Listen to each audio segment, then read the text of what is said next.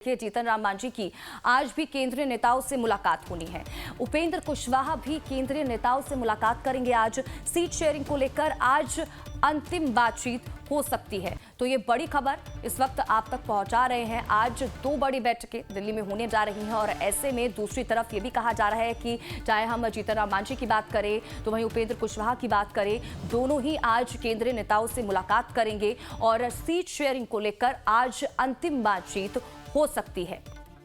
कमलेश हमारे साथ लगातार बने हुए हैं, सीधा रुख कमलेश का करेंगे, जानकारी लेंगे। कमलेश, क्या कुछ जानकारी इसको लेकर? जीतन राम मांझी और कहा जा रहा है दूसरी तरफ उपेंद्र कुशवाहा भी आज केंद्रीय नेताओं से मुलाकात कर सकते हैं, क्योंकि इसको और साथ ही साथ ये भी जानकारी दीजिएगा क्योंकि उपेंद्र कुशवाहा की तरफ से भी देखिए जितनी सीटों के लिए कहा जा रहा था उसमें कहीं ना कहीं पेच फंसता हुआ नजर आ रहा था। क्या वो चीज भी क्लियर हो चुकी है या फिर आज की बातचीत में कहा जा रहा है वो तमाम चीजें जो है वो क्लियर हो जाएंगी? देखिए, उपेंद्र कुशवाहा को बीजेपी ने 6 सीट देने का ऑफर किया था और जीतन राम मांझी को 7 सीट देने का ऑफर किया, लेकिन दोनों पार्टियां जो सीट एलोकेशन की गई है बीजेपी की ओर से उससे वो खुश नहीं है। उपेंद्र कुशवाहा चाहते हैं कि कम से कम 8 सीटें मिलें और जीतन राम मांझी 10 सीटों पर अड़े हुए हैं। तो ऐसी स्थिति में कल जेपी नड्डा से इनकी मुलाकात जरूर हुई थी दोनों नेताओं की।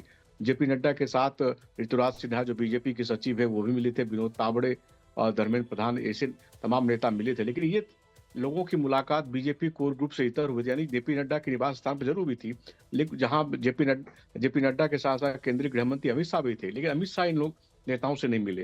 तो समझा जाता है कि दोनों नेताओं की बैठक के बाद ये दोनों नेता सहमत नहीं हुए बीजेपी के सीट एलोकेशन से।